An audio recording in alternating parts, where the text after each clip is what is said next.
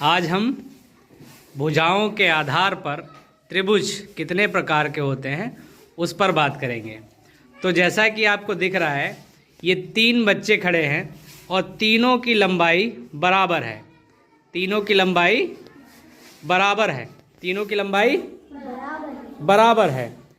तो जब किसी त्रिभुज की तीनों भुजाओं की लंबाई बराबर होती है या समान होती है, तब उस त्रिभुज को हम समबाहु त्रिभुज कहते हैं। इन सभी को आप भुजा मान सकते हो, 3 भुजाएं त्रिभुज की।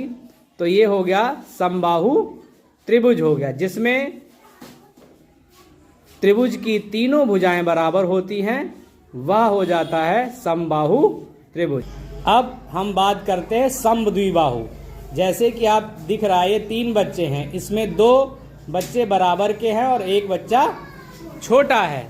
तो जब 2 भुजाएं किसी भी त्रिभुज की बराबर होती हैं और एक छोटी हो या दोनों से बड़ी हो, ऐसी स्थिति में जो त्रिभुज बनता है वो क्या होता है?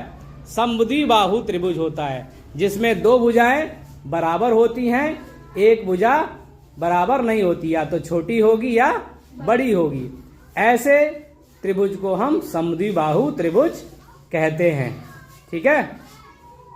अब बात करते हैं हम तीसरे त्रिभुज, जिसको हम विषमबाहु त्रिभुज कहते हैं। विषमबाहु त्रिभुज, जैसा कि आप देख रहे हैं, ये 3 बच्चे हैं और तीनों की लंबाई अलग अलग है। तीनों की लंबाई अलग अलग है।